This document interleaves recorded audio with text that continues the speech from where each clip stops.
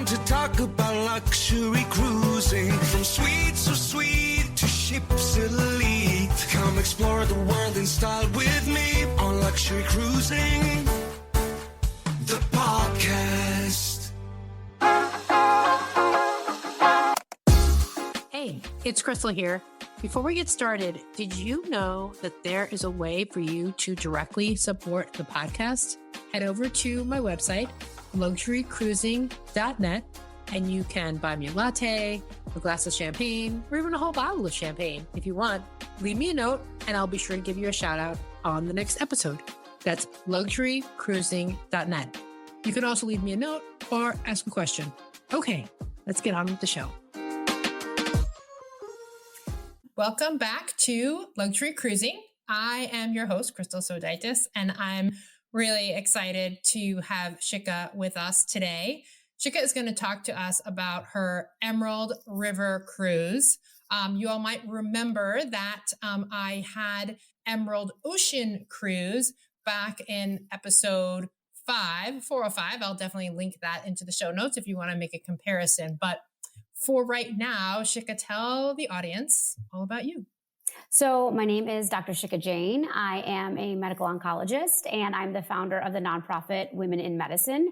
I did this river cruise in the south of France with Emerald as a CME healthcare leadership cruise. And I have cruised before.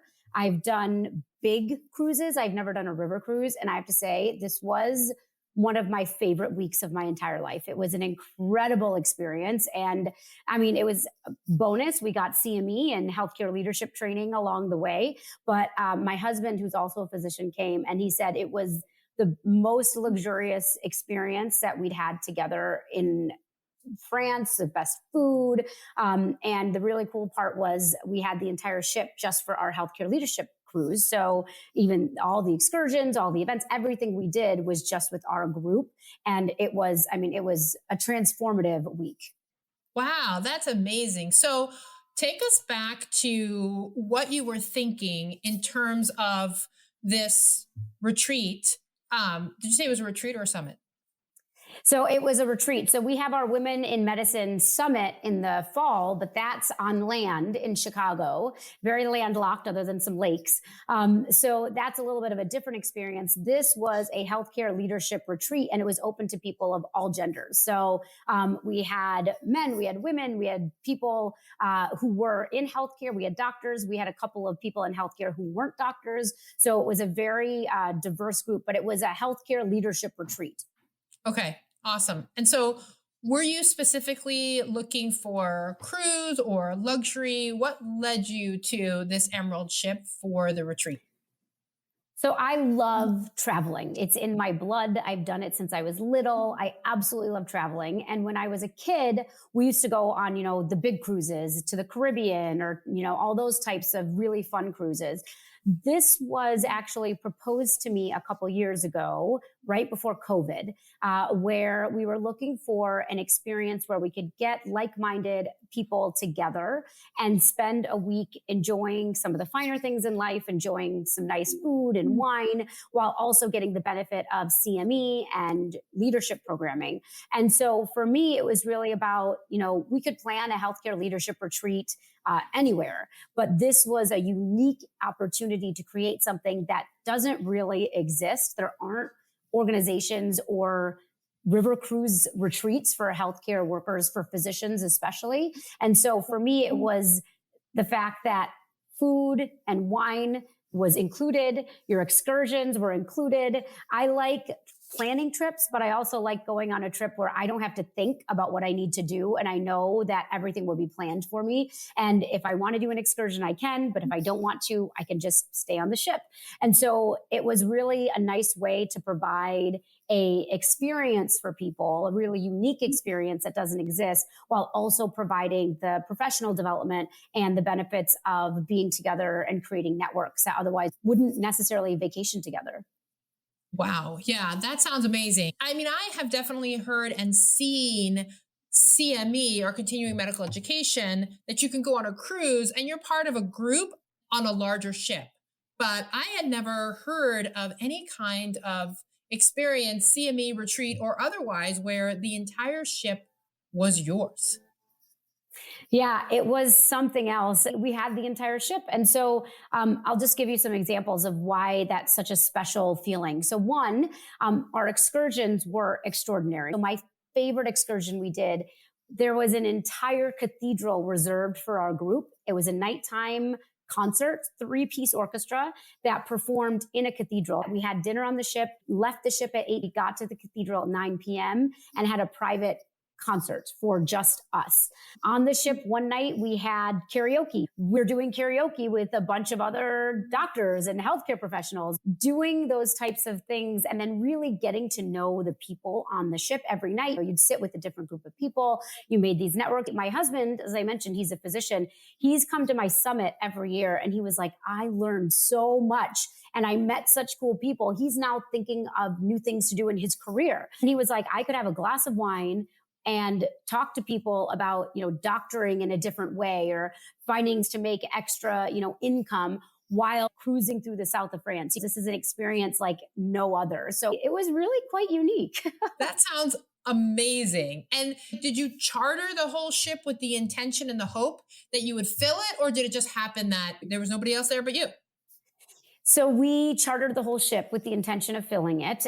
It was the first time we were doing this, so I was a little bit nervous because you never know, especially, after COVID, a lot of people get a little nervous about cruising. So I was a little nervous. And I will say, I'm happy we did it this way. The next cruises we do, the ships are about the same size. So they have, this capacity for about 180 people. Ideally, we would like to continue to charter the entire ship, but we need to be able to sell out the ship. So as we grow, the next cruise that we're doing in May of 2026, we have not chartered the entire ship, but we have the capacity. We've told them we want, 3/4 of the ship or half of the ship, and we can buy more spots. Yeah. So tell us about the ship. And did you contact Emerald and say, hey, we want this ship? Or how exactly did you decide on the ship? And tell us again specifically which Emerald ship. So it was the Emerald Liberté. And the way we set this whole thing up was there's actually a company called K-Trex. And they have done other cruises like kosher cruises and other cruises with these companies. And they've been doing it for about 10, 15 years. So we actually partnered with them. And they said, we love women in medicine. We love what you're doing. We would love to partner with you and create these really unique experiences for women in medicine. And I said, cool, that sounds awesome. Let's do it. And so the nice thing is the people who we're working with, they have been doing this for so long that they know which are the right ships to go to. They know what the excursions that we should be doing. They really know how to curate an experience for our group that is really second to none. I mean, the first day I was a little anxious again, because one, never done a river cruise. 2, I've never planned a leadership retreat. 3, I've never planned a leadership retreat on a cruise. So it was a lot of unknowns for me.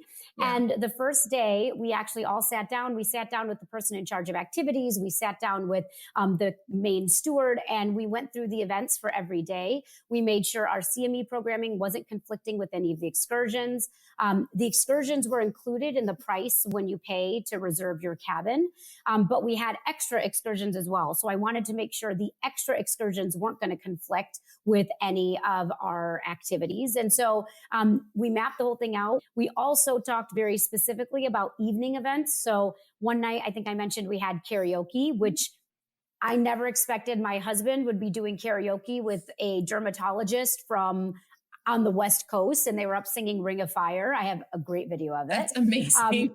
That's amazing. It was incredible. My husband does not sing in public, so that just shows you how intoxicating this entire experience was. One night we had a live band that came and performed. One night we had music trivia. And again, me being the novice or the beginner at this, I assumed that no one would come to these events, but it was packed. People were staying up till midnight, 1 a.m, socializing, networking, singing, dancing. And these are people who, many of whom did not know each other before they came on the ship. So that's kind of how we created this experience. And that's why we partnered with this company, because they reached out to us and said, we can create this curated experience. Wow, that's amazing. And it's funny you mentioned the kosher cruise, because that is what our podcast was on. Someone did a kosher cruise on Emerald. So tell us about the ship. What did it look like inside? Was it classically luxurious? Was it modern luxury? Tell us all about it. So I would say it was modern luxury. It was a very elevated experience. They had an infinity pool that could be covered. So in the morning, there was yoga, which was in that space. And then after yoga was done, they uncovered the pool. It was an indoor-outdoor pool. So it was a little chilly since we were cruising end of March, beginning of April, but people definitely went swimming because the pool was warm and it was indoors. And there was a bar in that area as well. On the same level, there is the cocktail area and another bar at the front of the ship. And that is where we did all of our CME programming. Then upstairs on the third floor, we had our beautiful dining room, or section downstairs on the main floor, there was a dining room. The coolest thing, in my opinion, so on the roof, it was obviously open. And there was a track that went around the top. So people would be running, in the morning, afternoon, and they wanted to get their exercise. But because we go under bridges and because these ships are built exactly the size of the locks we go through, things had to be tied down and things had to be leveled down when we went underneath these bridges. And we went through the locks, we could see the centimeters between where the ship and the lock passed. And so that was a little stressful for some of us, but it was incredible. Like you're driving the ship, right? You're like, oh my God. That's what it felt like. And the captain was so lovely. He let some of our attendees sit in the captain's seat and drive the ship, not through the locks, obviously, but let them navigate a little bit. So that was really nice. And it was really beautiful. And then the cabin, so obviously we have the owner's cabin and the suites, and those had very large walk-in closets that were beautiful. My husband got a little stressed one day because we didn't realize that sometimes when you dock next to another ship. And so we opened our window and we're looking directly into someone else's room. And I was like, oh, good thing we are in full pajamas and we weren't changing our clothes with the windows open. Yeah. So that was a little bit of a shock, but it wasn't that big a deal. We just would close the blinds. And the service on the ship was phenomenal. For women in medicine, obviously we had different little swag things that we had for people. We had wine glasses. We had some posters that we had up. And so they helped us set up. The crew was fantastic when it came to distributing things. We had during our CME, obviously we had talks. So we needed AV assistance, so we had help with that. And they were just really friendly. I mean, one day we did a bike tour through Lyon and on electric bikes, which I've also never ridden on. So if you've ever been on an electric bike, it's amazing. I mean, I felt like I could ride across France on this bike. But they really were just friendly, fun people who we enjoyed spending time with. So I did not know that in the middle of Lyon, there's a zoo. And so we rode our bikes up and saw giraffes in the middle of France. So it was just a really unique experience. Yeah.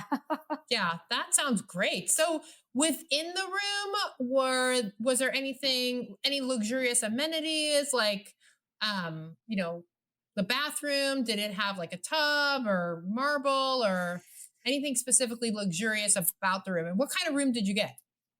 So we had one of the grand balcony rooms. So there's grand balcony, there's the owner suites. The rooms were very modern. So despite the fact it's a river cruise and it's not, a huge room, they are very modern and they felt very spacious. There was a cupboard for our hanging clothing and then a lot of storage space for all of our clothes, which for me was great because I overpacked since I did not know what I was going to be wearing. Yeah. So that was very nice.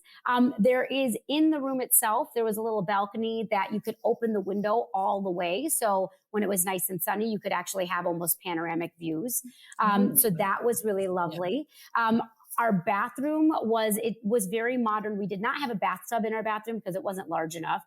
But it was a very modern bathroom with a lot of, again, space for our toiletries. It was very, it didn't feel dated, which to me, I've been on many cruises where you're kind of in the bathroom and you're like, oh, this feels like this was made in like the 80s or the 90s. Yeah. This felt like a very modern bathroom. And it was nice because my husband and I, we were traveling without children, which we have not done in a really long time. And so for us, having the space and not having to deal with 6 children's suitcases and bags and knowing there was enough space for our luggage was key. Yeah. Yeah. That's beautiful. Any other amenities like a mini bar, coffee maker, anything else like that in the room? Yes. So there was a coffee maker. There was a mini bar. They also would bring canapes. So in the evening, some of the higher end rooms got canapes. So every night we had a nice little treat waiting for us. So that was lovely as well. There was a mini bar. And the one thing that I thought was really cool, which I have not experienced before, which I think a lot of river cruises do this, when you go on excursions. So they had 2 walkie-talkie type devices and headphones in the room. So anytime you went on an excursion, you would take this little walkie-talkie and your headphones. And then if you were walking through, a medieval town or biking through Lyon, you'd have your headphones in and you'd have your walkie-talkie device around your neck. And you could hear what the guide was saying, regardless of where you were standing. So that to me was really kind of like what you see in museums, but it was very high end, very high tech. So I think that was something that was really nice expecting. I find it so surreal because I'm imagining you're going through these like medieval towns with these, maybe ruins, castles, buildings that are hundreds of years old. And yet you're on this modern ship with this modern technology. It's just so, it's kind of like surreal to be in that world coming from that kind of technology. It really was. I mean, it would be like we'd be putting all of our gear on and we'd get off of the ship and it's like we were transported into a different time. And the thing that was really special about this, so this is very early in cruising season. Usually in the south of France, end of March, early April is kind of the first or second runs of the ship. So we were actually on the second tour of the season. And so it's a little bit chillier, which is not ideal because I would have liked it to be a little bit warmer. It was probably 50s to 60s most days. But what that meant is we would go to tourist areas and they were empty. Well, I mean, I have photographs and video where it looks like we are the only people in the entire town, which was such a special experience because we did near the end of the trip start seeing Viking and some other groups. And I could feel what it must be like in the middle of peak season where you're jammed in and you're just trying to see something and you're moving quickly. So much space. We could take our time walking through. We went to this hostel, which is a hospital, but they used to call them hostels. And we were able to spend as much time as we wanted exploring, walking through, and we didn't feel rushed and we didn't feel cramped. So I would recommend if you have the opportunity to go, not during high season, like in March or April, it might actually benefit you. The weather, again, may not be 70s, 80s, but you might get that experience of like really feeling like you're the only person in this town. Yeah. And those seasons, like when you're in the shoulder season, the weather could not be ideal. Sometimes the weather is good, but it also tend to be much more economical. It's not blazing hot. Like so many parts of Europe in the summer, just blazing hot with limited air conditioning. So there's definitely benefit to cruising in Europe during that time. Absolutely. Let's talk about the food on board. You were in France, so I'm sure food off the ship was also amazing. But what about on the ship? What was the food? The food was phenomenal. I would say the food on the ship to me was comparable, if not even better than some of the restaurants we had on shore. So we had this chef who I can't even tell you how much weight I probably gained in the week that I was there because I ate so much. And the thing that I loved is the food was all locally sourced. So we would actually see a assembly line of food being brought onto the ship. So fresh fruits, vegetables, cheese, bread, wine. It was amazing. And all of the wine was, of course, included when you registered for the conference. I drink wine, but I don't drink as much as on the ship. I was having 2 to 3 glasses of wine with lunch, 2 to 3 glasses of wine with dinner. And I was waking up feeling fine. I was drinking it like it was water. Because that's one thing that I've noticed when I've been to Europe is that if you get a good local wine that doesn't have all the additives and the sulfites that a lot of our typical wine here, it's like, yeah, you can drink more and wake up feeling fine because of the way it's made. Oh, it was so good. And the food was just, I mean, it was some of the best food I've ever eaten. And they had options. So if you were vegetarian or if you had a gluten allergy, they were very good at making sure that they had options for everyone. And the last night, we actually had a special guest where one of the contestants from Top Chef Spain actually came on the ship and cooked for us on the last night. So he came, he walked around, he met all of us, and all of the wines were paired with the foods. I really felt like I was having a Michelin star meal every dinner. And at lunch, I felt like I had a selection of any kind of cuisine that I would want. I mean, it was some of, honestly, in my life, I would say I ate better in that 1 week than I've eaten in a very long time. The food was phenomenal. Was there just like one main dining room where everybody ate all of their meals? So there was one main dining room, and that's where everyone had their meals. That's where we had breakfast, lunch, and dinner. The selection of the breakfast was, I mean, between the fruits and the cheese and the fish, they had a fresh station. So every meal, there was somebody making something a fresh station. For the morning, it might be omelets. In the afternoon, it might be pasta. In the evening, I mean, it was beyond. But so yes, there was one area for meals, but then the lounge area, they would have afternoon tea. So around 3-4 o'clock, that's when they would have an entire spread of snacks and desserts and hors d'oeuvres and things like that to have. And that was the only other area for food. Wow. So kept it cozy. You know, it's a smaller ship, the capacity is only about 100 people, which is typical of Emerald. Some people might not like that if they're used to cruising on larger ships and you've got like the main dining room and then a couple of specialty choices, but it makes it easy. Again, like there's some decision making that comes out of it. It's like, where are we eating dinner tonight? This just one place, and it's fantastic. Well, and that's the thing, because I was worried about that as well. I was like, oh, there's one place to eat. What if we get sick of the food? And there were actually days where my husband was like, do you want to eat lunch off of the ship today? And I was like, no, I actually do not, because I want to see what we are eating. I mean, we had the opportunity to eat off of the ship. If we were not cruising during a meal, people were welcome to eat off the ship. But I think most people actually chose to eat on the ship for most meals just because the food was so good. I did explore some French bakeries and I bought some baked goods because, I mean, you're in France, so you have to. But that was, I mean, the food was real. And my husband, like he was a little nervous about the food. He said, we're eating on the ship, multiple meals. Like that's not how we usually travel. We're very adventurous. We try lots of restaurants and lots of cuisines. But even he was amazed. And he said, I don't want to eat anywhere else either. So good. Yeah, that's amazing. So, but just to clarify, were all the drinks included or just drinks that you had during meals? So it was drinks during meals that were included. If you wanted, you could buy an additional package for more drinks throughout the day. I don't think most people on the ship decided to purchase that because you could have as much wine as you wanted during lunch and dinner. But there was the option if you wanted to buy a package to have drinks beyond. I will say I did occasionally buy a glass of champagne before dinner as we were socializing. But for the most part, I found that the amount that was provided was more than enough. Yeah. And no, but if somebody is more like a mixed drink person, like their, martini or their, single malt scotch, then that would be separate. Yes. And my husband is a bourbon guy, so he's not even a wine guy. So the fact I convinced him to come with me was pretty great. But he was asking me, he said, what about, bourbon? What about mixed drinks? And I said, you can buy those individually or with a package. And they had very nice bourbon and very nice other alcohol options on the ship. And there were a lot of people who did decide to buy individual drinks periodically, either with meals or separately. Yeah. Good to know. So let's move off the ship now. Were the excursions all included? Like sometimes on a river ship, there's one included excursion, but if you want something different, then you just pay for that separately.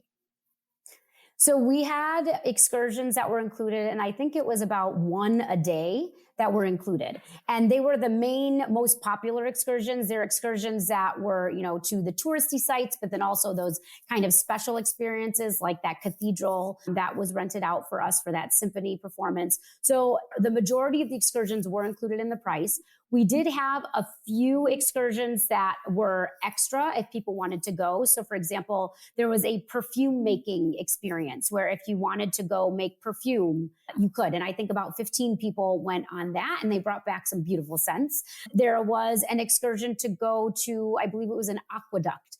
So that was a half day excursion. So some people decided they wanted to go on that. But most of all, the excursions were included, and the majority of people felt that the number of excursions and the types of excursions that were included were more than. Yeah. So that sounds beautiful. Anything else about the ship or the experience that you would want people to know?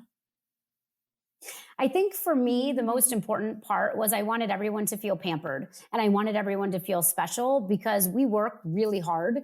And when we dedicate some time for ourselves to get out of the country or to take a vacation, I wanted to make sure everyone really felt like they were special. And the feedback we got from each person was that not only did the ship and the amenities and the food and the excursions make them feel special, but the people on the ship, the crew was fantastic. I actually took down the names of most of the people on our ship to request if we did another Emerald cruise to make sure that they all came with us because they were such a wonderful group of people. And I got such positive feedback from all of our attendees. They all asked, they said, we know we're doing, the next cruise is with Amadeus. Do you think we could bring that crew? And I said, I am not sure, but I will find out because they were just phenomenal. Yeah.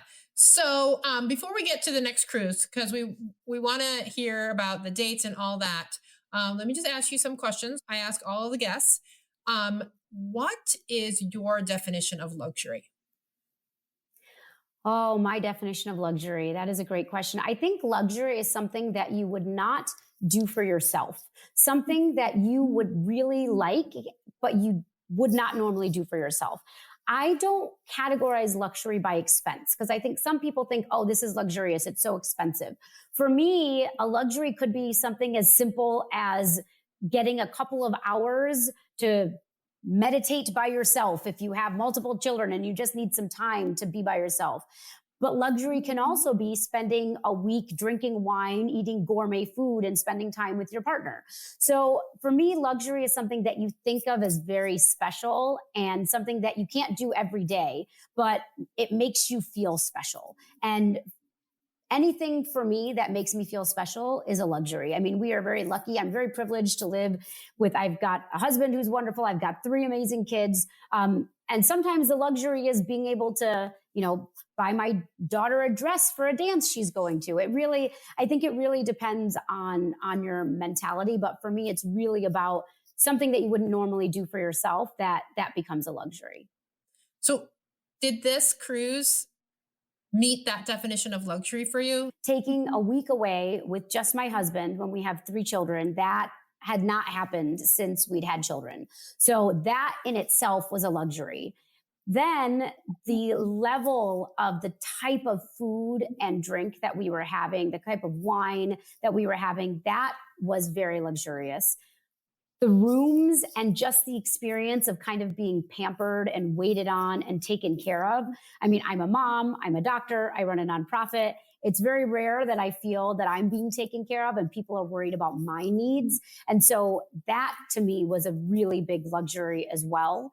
I think all of those things made this very much. And then the excursions, we could tell how much heart and soul had been put into thinking about curating these experiences for us. And to me, that was also very luxurious. So I would say all of this. And the final thing, which I didn't even mention, so I don't do much in the skincare route or in, looking at cosmetics, but I guess France is known for skincare. And there was a couple of women on the ship who actually go to France just to buy skincare products because it's less expensive and because they have really nice products there that don't have some of the same preservatives that we have in this country. So I actually got a mini tutorial at a pharmacy on what I should and shouldn't buy from one of our attendees. And she helped me basically create an entire skincare routine for myself. So I came back with a bag of skincare products that I never would have bought. So that was actually real luxury. And then the final luxurious thing, I don't usually shop when I'm on vacation. I don't usually shop very much at all, but I bought a very nice handbag while I was there that I felt very luxurious buying for myself because I wouldn't normally. There you go. That sounds great. I'm so happy that you got that bag for yourself. It's sort of like as a thank you to yourself, like, thank you me for creating this experience. I deserve this bag. Absolutely. So tell us, what is your dream cruise? Oh, my dream cruise. So I honestly, the one we just went on was pretty close. I mean, if I could have imagined one, it would have been that. But if I were to change anything or to make a even more dreamlike cruise, I think one, I would like the rooms to be a little bit bigger, but I think that if you're going on a river cruise, that's just kind of it's the size of the ship. You can't do anything about that. Honestly, my dream cruise would be something similar to what we just went on. 1 week, delicious food, amazing wine, having the opportunity to relax and spending time with people who I probably otherwise wouldn't get a full week to spend time and those deep conversations and just really being in the moment, because these days we're always go, go, go, run, run, run. And I don't feel like we ever really get to be in the moment. I felt very much in the moment. I closed my laptop and didn't open it for a week. That has not happened ever in my life, I don't think. Yeah, it was, my husband was shocked. So that to me, I think if we could do something, I mean, I'm going to do this again, obviously, but I think recreating that would be a dream. Yeah, well, you are in some ways recreating it. And so tell us about the next retreat. So the next retreat we're doing is May of 2026. It's May 18th to the 25th. So it's a little bit later, so it'll be a little bit warmer. This is going to be on a brand new ship, the Amadeus Aurea. And it starts in Amsterdam. It goes to Cologne. We go to Mannheim. We go to Strasbourg. So we cover Germany. We go to the Netherlands. We've got a little bit in France and a little bit of Switzerland. We go to Basel in Switzerland. It's going to be an incredible experience. And I am really excited about it. So May 18th to 25th. And we have the site is open. Registration is probably going to open very, very soon. And we anticipate this one is going to sell out. After the experience we had last time, we've already had people reaching out saying, when can we book for your next cruise? So, and again, it will be CME, so continuing medical education, if you're a physician and are looking to get some leadership training while you're there. The other thing that's really great is if there were people on the ship, obviously, who are spouses or who weren't physicians, some of them actually came to the programming anyway because they thought it was so interesting, because we had topics that were very applicable to other people. We talked about AI. We talked about media. We had Dr. Lippy Roy, who is an MSNBC news contributor. She was there and people were very excited because they'd seen her on TV. So it's kind of fun to come, even if you don't need the continuing medical education credits. Yeah, that sounds really exciting. We will definitely have a link to the registration page in the podcast show notes. So anything else that you would like to share with the audience?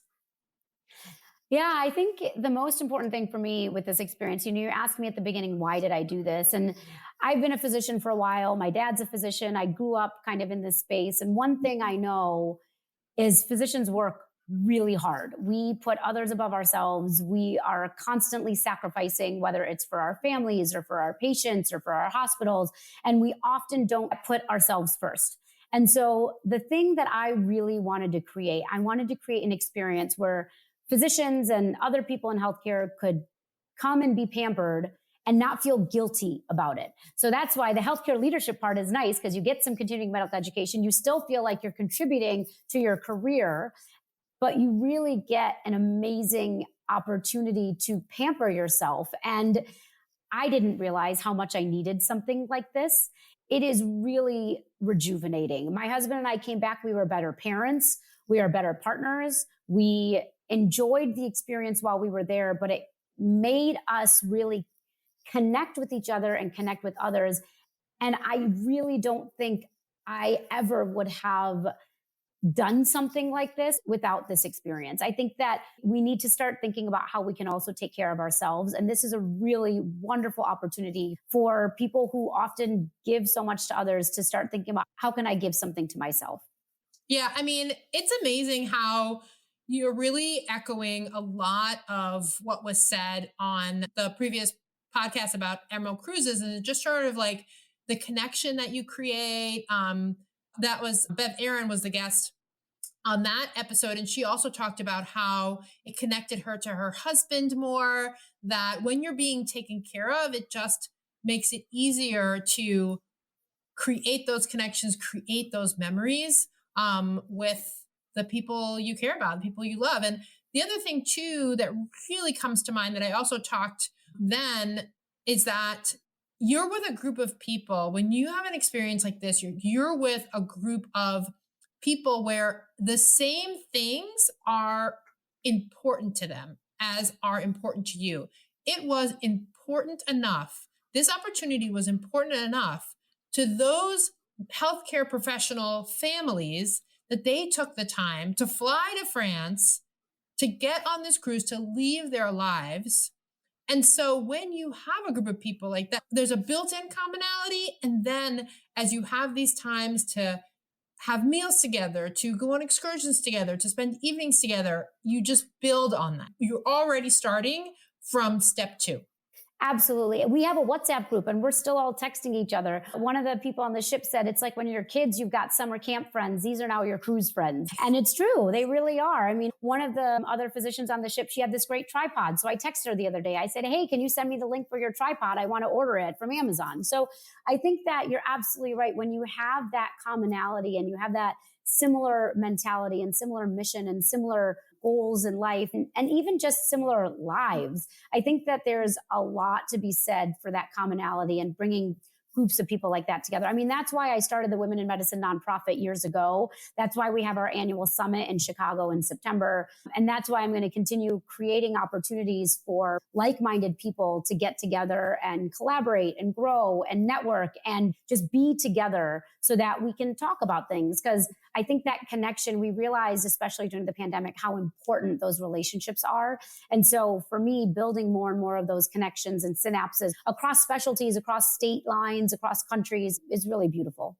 Yeah, I agree. And we'll also put a link to the registration to the Women in Medicine Summit in September if anybody is interested in coming to Chicago for that. So thank you again so much for being on the podcast. I just love hearing about these cruises. And to the audience, thank you so much for listening. And until next time, I wish you safe and luxurious cruising. Bye-bye.